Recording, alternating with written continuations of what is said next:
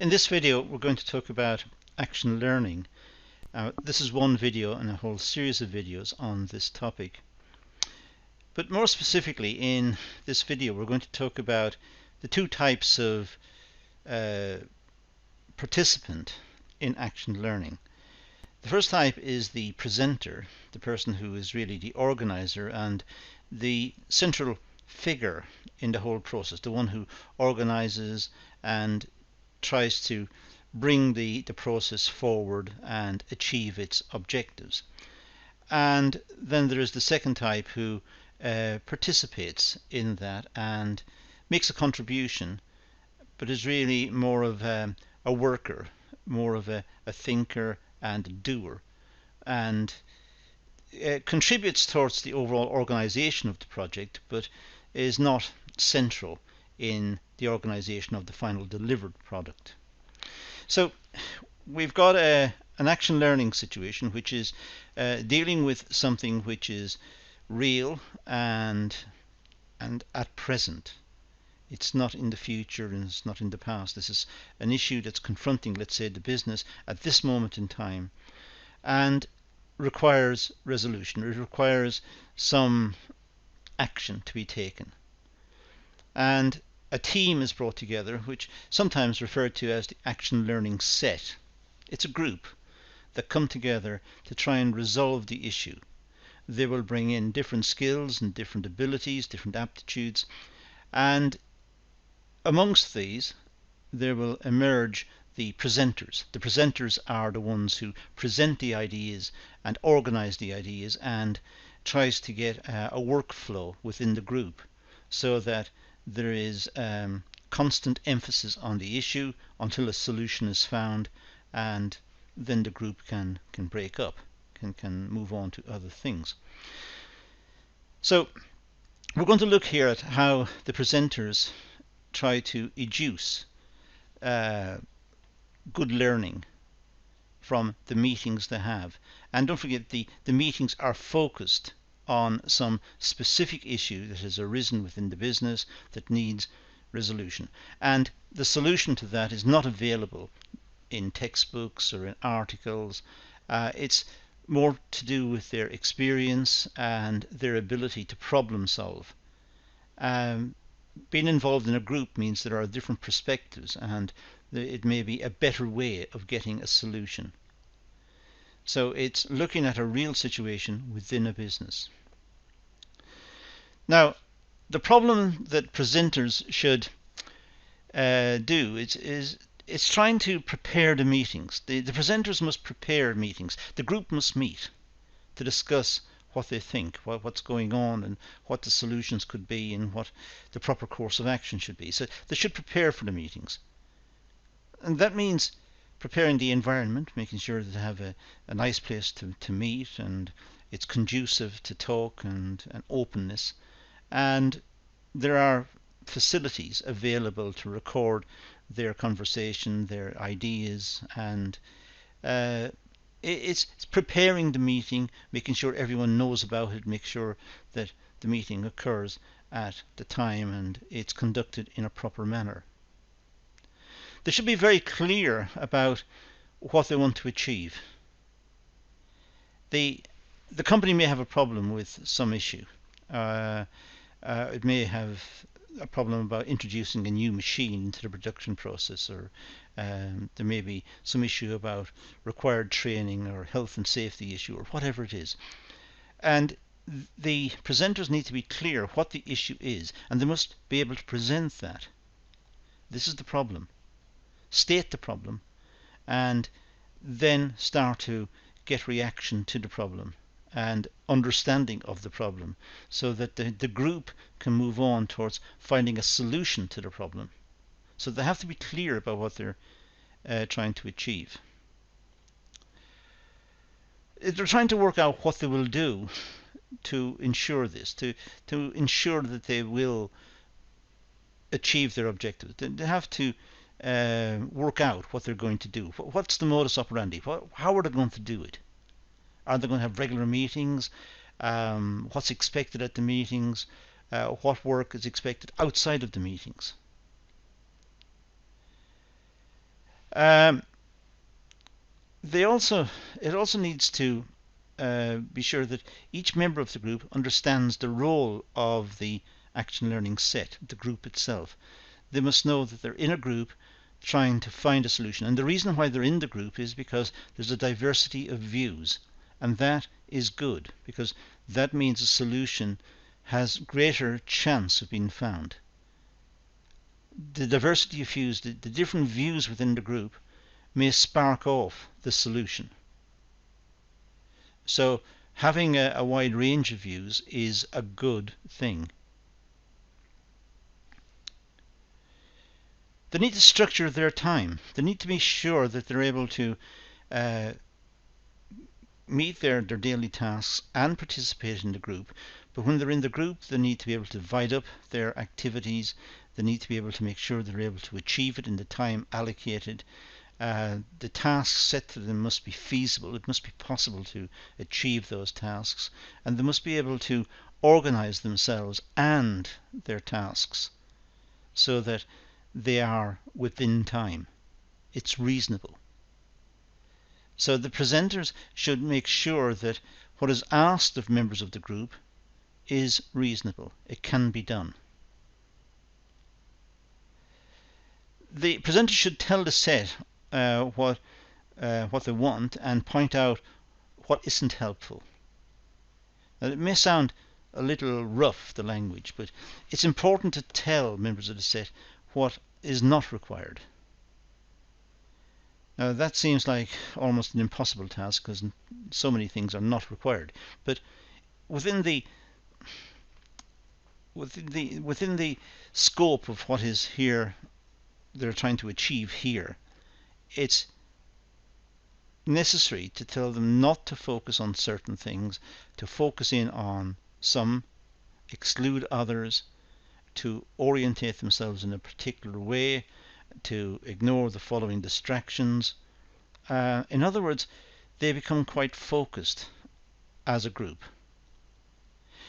But they're all looking at it from their own particular perspectives, of course, but nonetheless they're quite focused and they're not being pulled off on tangents. They're not going off in different directions and widening the problem out.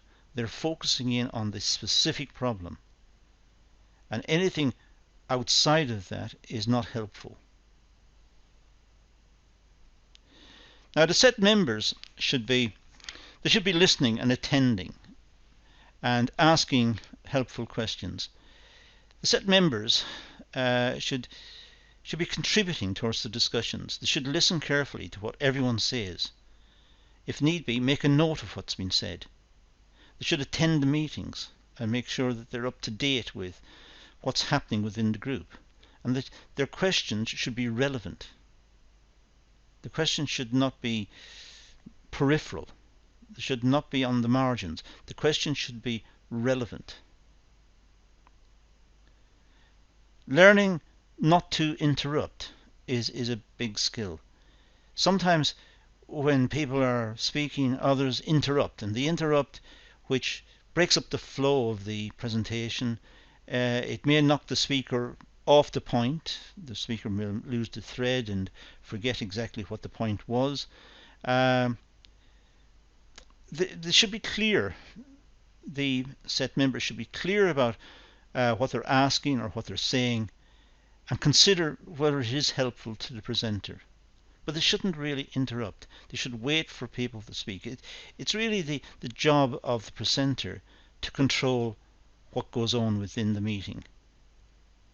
The presenter is the person who has overall control of the meeting, and if someone is making an irrelevant point, they should be able to cut it short. But it's not the function of other set members to interrupt. That leads to confusion and vagueness, and eventually there will be no proper outcome from the meeting.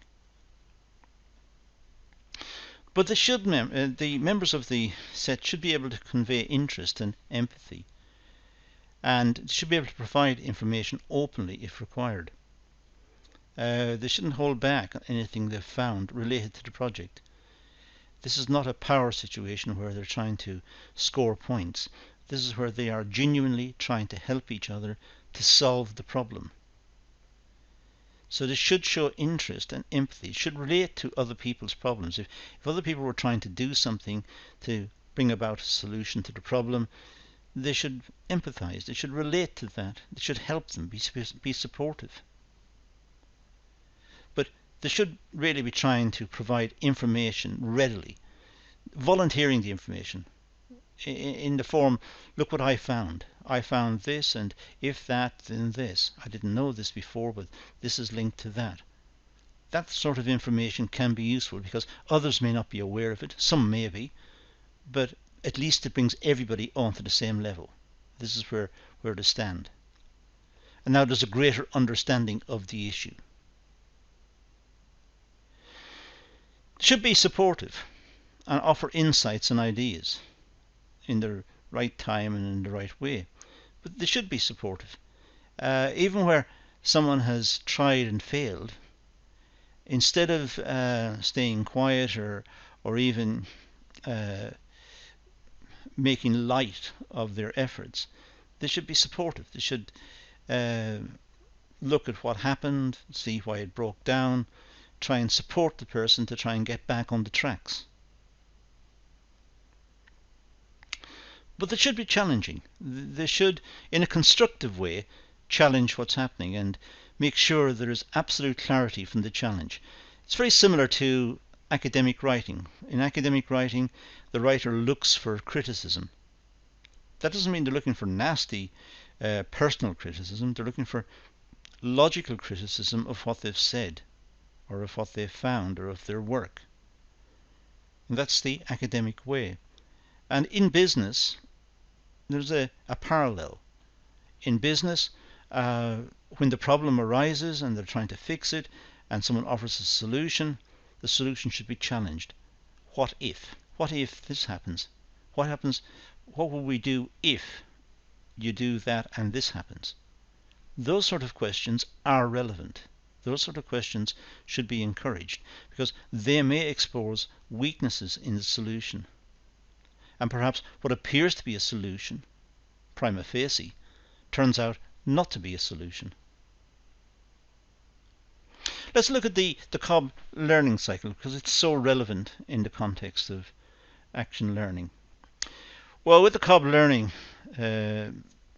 cycle, we have different stages. And the first stage is having an experience.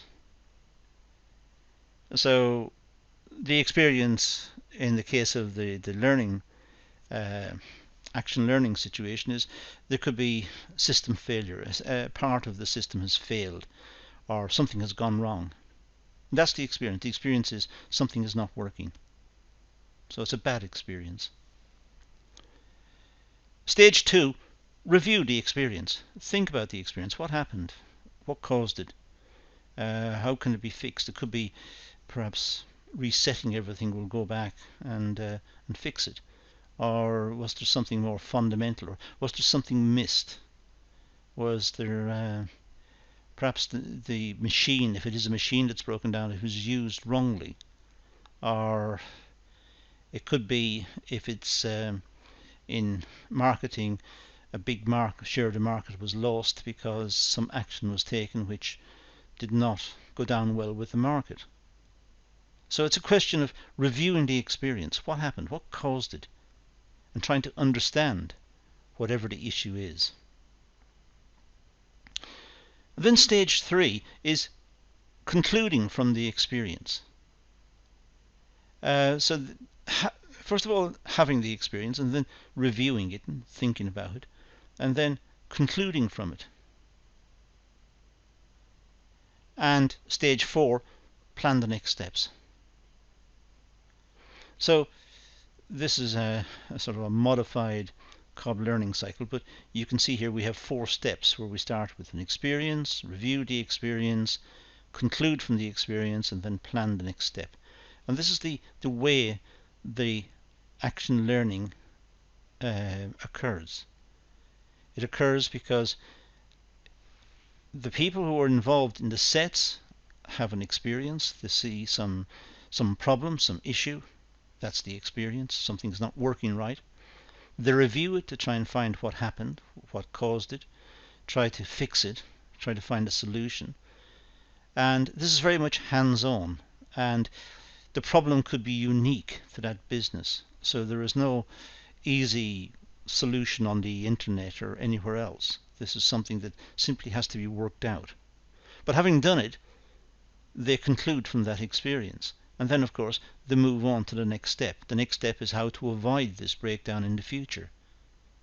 And if it does occur, of course, they've got now a modus operandi. They've got a way of approaching the solution to that problem. Now, facilitation issues and processes. Now, to facilitate the meeting, the presenter, the person who is presenting at the meeting, needs to be able to look at the processes and the issues and guide the meeting. And that's what we want to look at in the last few slides here. So it's important that they're able to stop the meeting at any time and review. Someone's making a point. Okay, let's stop now and think about it. What does this mean? Stop and review. Don't just carry on. It's important that the meeting stop, think about the importance of what's been said, noted any immediate points related to it, stop and think about it, record it. Even if the meeting is to continue and that issue hasn't been resolved or properly understood, move on with the meeting, but make a special note to return to that point, because that point needs to be addressed. So be able to stop the meeting and review. Be able to also check members' feelings about issues and progress. It's important to be able to find out what the members of the group think. Perhaps some of the members of the group are feeling bored or not engaged. And it's a question of re-engaging them. How do you do that? And how is it? Why did it become disengaged in the first place? What happened? So look at the issues in the progress and check the members' feelings to make sure everyone's on board. Everybody understands what's happening, everybody understands the importance of it, and everybody wants to contribute. But also question the relevance of comments. Sometimes people make comments and they're not directly relevant. They're maybe peripheral. They're on the sidelines. Some comments are not that useful. So why did a person say it? What was the purpose? Maybe it was useful and only the speaker understood the significance. So maybe probe it more. Probe the comment to see if it was relevant. If it's not relevant, just in a polite way move on.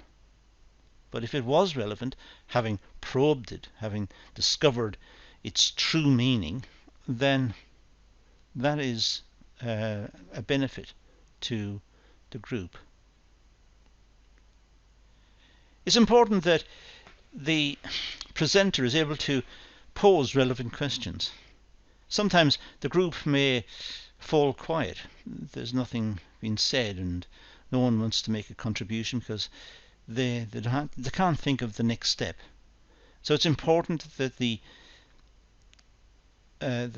presenter be able to keep the momentum rolling, keep it moving by posing relevant questions and making sure that the questions that the presenter is using, make sure those questions are of course relevant as well.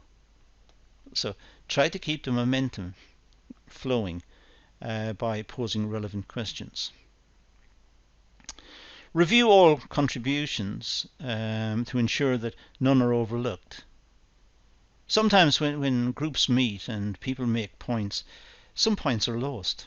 They just simply get lost because people are speaking one after the other. There's a continuity going around the group. People are making contributions and observations on each other's comments, and someone might just say something that gets lost. It recedes into the background, and perhaps that's the point that needs to be looked at. Rather than having it mentioned and then ignored or bypassed, it's important that all contributions are reviewed and dealt with. To that end, keeping notes of what's happening is a good idea. Recording the various points is a good idea. Program rest breaks to maintain concentration. People can't sit discussing a single topic for long periods of time. It's not the human way.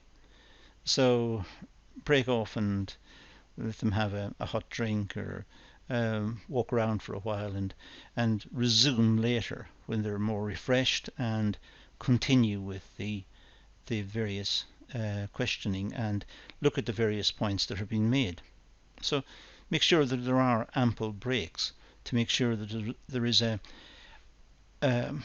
more concentration and more focus when they reassemble. Ensure that the contributions relate to the ground rules.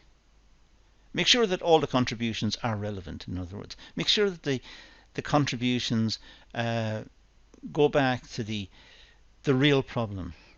That the contributions are not getting too superficial or too abstract. Make sure that the contributions are aimed at fixing the problem for which they're there in the first place. The reason why they're meeting is to fix some problem, is to deal with some issue, and make sure that the comments are related to that.